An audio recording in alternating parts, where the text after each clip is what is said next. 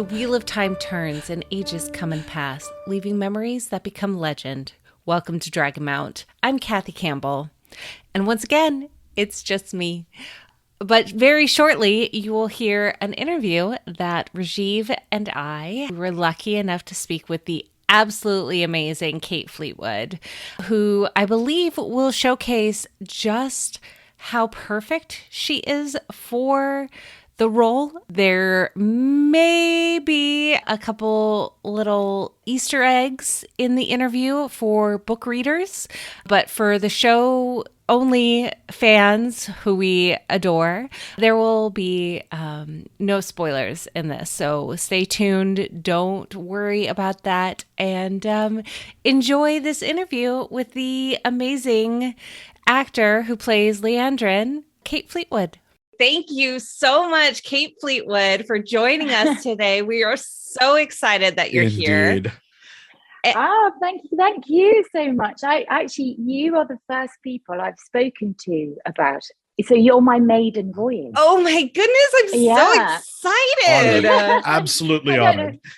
No, I'm thrilled. And you're not as honored as I am. So thank you so much. Yes, of course. Well, first, very first, I want to say, how dare you make me love Liandrin so much. I absolutely adore your portrayal of her.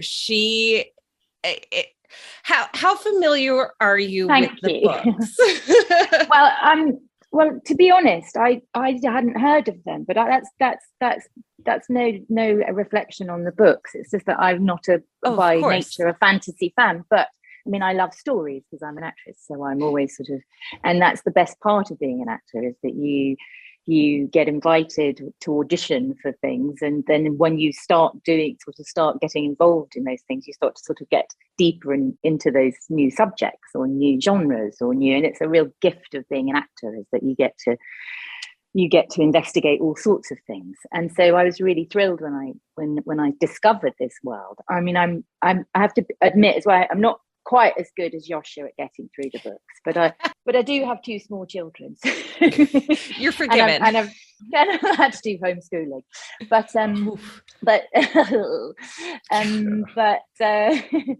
but I came to them through the audition process, is the truth, and I've just fallen in love with all of the characters and the story and the breadth and the sprawl of these books. I'm trying to explain to my family who are now hooked as well, and my friends, that it gets just wilder and wilder and broader and deeper, and it's a whole matrix as a piece, and so it's really thrilling. And I do think, I mean, I've read my fair share of Lord of the Rings, etc., and my kids really like fantasy books to read, and I feel like it's got a different tone as a piece to some of the others, because it feels, I don't know, it just feels like it's on a stretch. It sort of feels like it's dealing with so many different parallel time frames, clearly. I mean, stating the obvious, but that's that it's much more of a hall of mirrors than many stories. And so I find that sort of intriguing. And I think that's the reason why it affects people in such an interesting way, that it's really deep for people. Yeah. So yeah, I'm really honoured to have sort of been allowed to journey into it myself. Well, we're so happy that you're a part of it. Oh, thank you. Kate, I was wondering about a particular scene where Liandrin subtly nudged Nynaeve to discover that Rand and Matt were in Tarvalon before Maureen revealed them. Do you think Liandrin got the result she wanted, messing with Nynaeve that way? I mean, what I've learned about Liandrin, and you'll learn more about her as I do, we're all on this journey together, is that she's a great provocateur. That's her sort of MO. And I think I don't think she knows exactly where things are going to land. She can misfire very often. She's just constantly in the business of recruiting everybody for her own ends. So I don't know whether she sees the long game at that point, but she certainly needs to. And I think, maybe we'll end up talking about this later, but the relationship between Maureen and her is so kind of complex that anything she can, strike a win from Maureen is great for her. So it's about knitting small beats in with her of provocation, and how she deals with that later, then we don't know, but well, we do, but yeah, she works on so many different levels, as all the characters do, and that's what's so rich about all the characters. I'm not just alone in the luck I've got to play this role, because we all feel it in all the characters. They're very multifaceted, and so which is a gift for us as actors. But to that point in particular, I think she's fishing all the time, and I loved playing those scenes. I love Zoe. I love those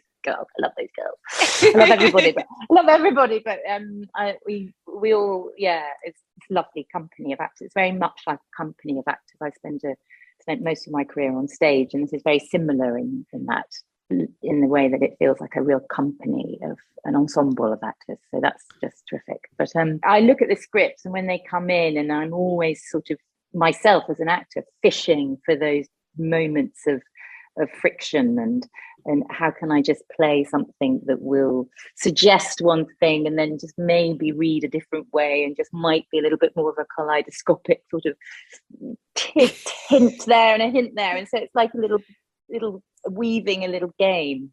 It's like weaving an embroidery of the character and how she connects with people. And what an apt metaphor for the show.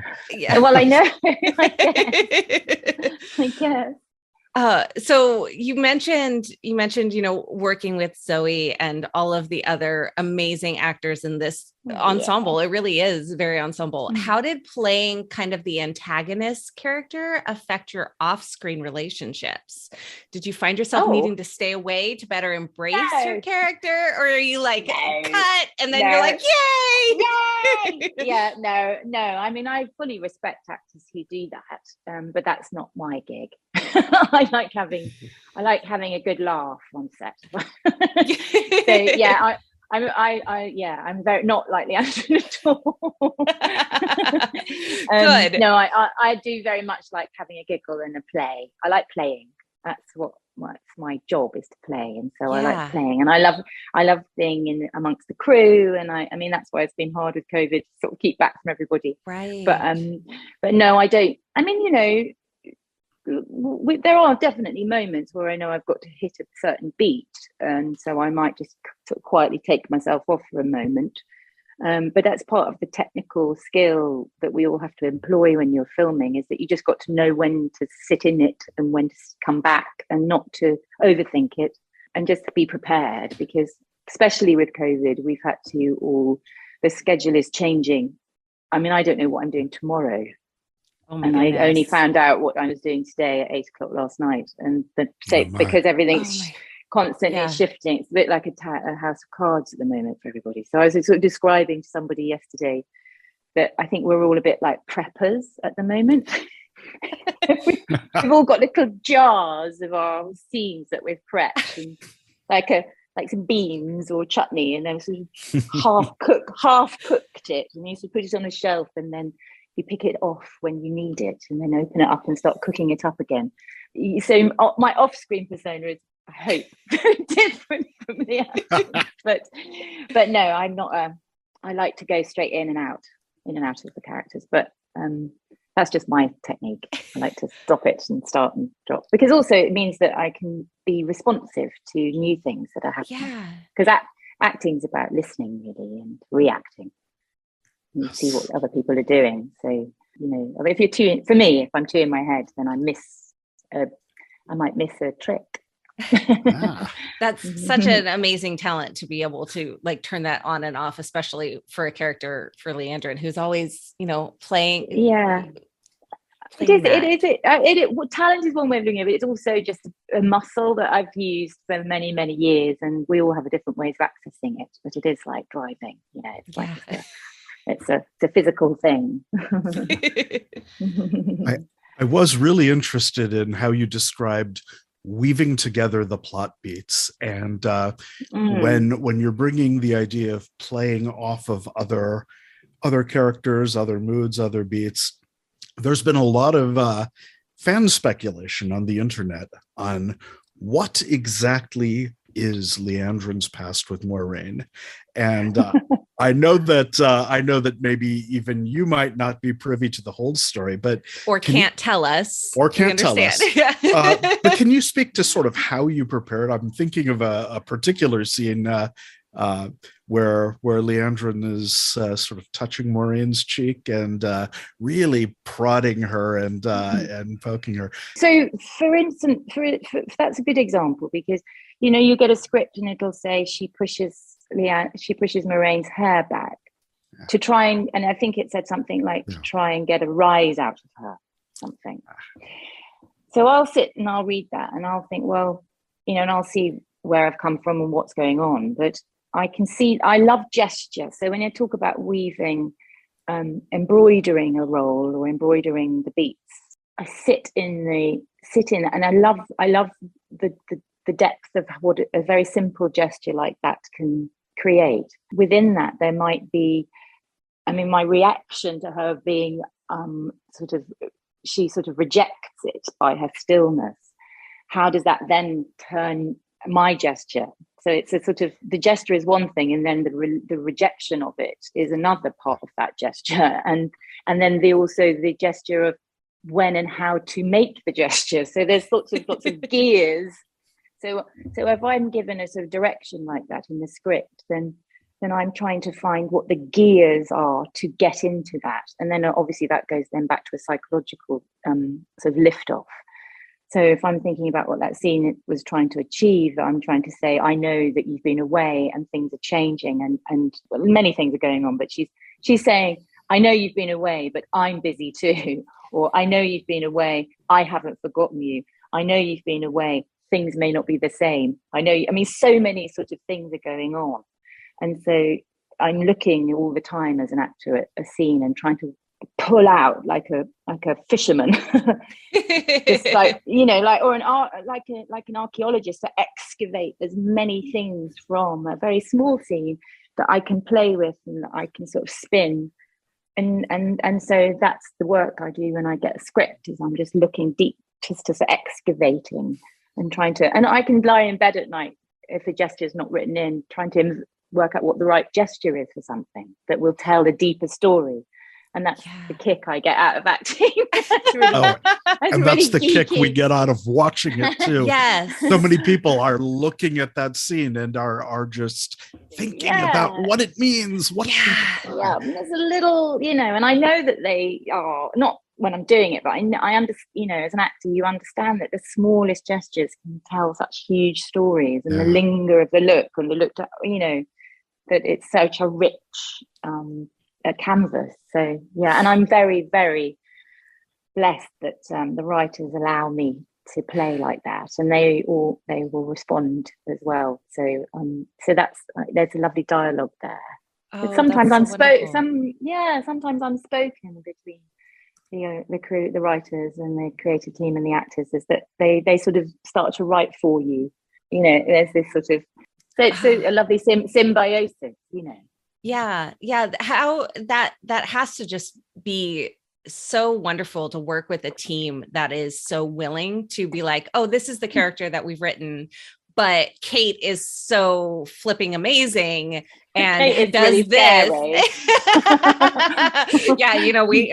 She's really owning up to her Liandrin role. We can tell really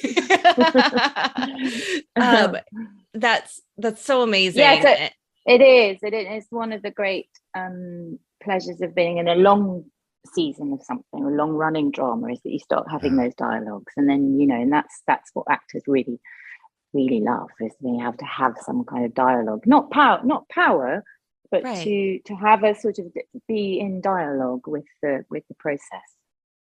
So and they really do allow us to have that. That's so wonderful. Were you able to have a dialogue on your costume and your hair and makeup? Because it's so perfect. I mean, I felt that I didn't need to, because it, like you, it just felt right. And there's always a bit of to and throwing into it. I know people have very strong feelings about it. So I tend to, with that, I mean, obviously, if it's little things, I might say, oh, could it be a little bit shorter here, just so I can, I just feel freer on my tool, right. my throat, my voice box. Yes. I sort of slid into that costume. Sometimes I can play a character and it's not right from the get-go, and then there needs to be a whole sort of thing. But with this, it felt like, and of course there's a sort of uniformity within the tower, so there has to be a cohesion. So I can't suddenly say, I think I'd be dressed. I'm going to wear pink. I'm going to wear blue. Yeah. So, there is, you have to honor the uniform of it. I mean, and there are certain reasons why we have our hair in one way, and that, like, we have very formal hair in the tower. Yeah. And then when we're out of the tower, we have much more looser hair. And maybe because it just looks better on the horses, I don't know. But that the wind blown, yeah, when I'm doing my full Beyonce. Yes. So yeah, but yeah. On this, no, it didn't feel the need necessarily to have too much of an input. Though I don't feel that there would be at all any problem if I did. But I just felt like it was it sat correctly. It felt absolutely right. Yes, for sure. Yeah. I have a question about one of the earrings that was worn in the hall of the tower in front of the Amirlin. Was it black or a dark red? The one on your right ear, just for no specific reason. This isn't going anywhere. Yeah, no. For no specific reason, just because I was changing my hair and my outfit, Liandrin sort of just looked in her jewelry box and just thought, oh, I think I'll go for the one with a little bit of black in it today. Yeah. Interesting. Good choice. Get that contrast with the blonde hair. Yeah. That's all. Wonderful. So, apropos of that, but not really. Even a villain in a show does not think of themselves as a villain, and I certainly was nearly convinced by that speech to Nynaeve about what the mission of the Red Ajah is to prevent the abuse of power, even by Aes Sedai. How do you see Liandrin as a villain? Well, and I mean, I often play villains, and of course, there's a first. Well, no, I don't see her as a villain. But that's, most actors would say that about playing a villain. But I never play any characters to be liked. It's not like, oh, how can I make her more likable? But every character, and I think one of the interesting things about Liandrin is that she wants to be understood. But she goes around a completely wrong way of being understood. She really misfires, and that and that makes her even less understood, which is which is the sort of paradox for her. But we will find out more in season 2 about that backstory, as I discovered those things at the same time when I started shooting season 2.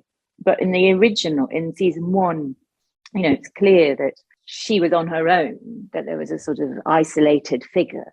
Yeah. Now, if you're an isolated figure and you do your research in her actual backstory, that is, coming from Tarabon, from a poorer background, from someone, say, like Maureen, that she left young, that she arrived in the White Tower with her spark.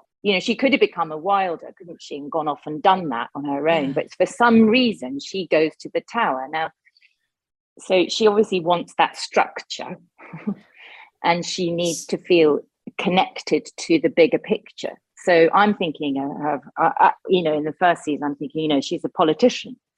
And if you want to change if you want to change things like AOC, for instance, you get yourself a seat in the Congress. You don't stand away. You don't.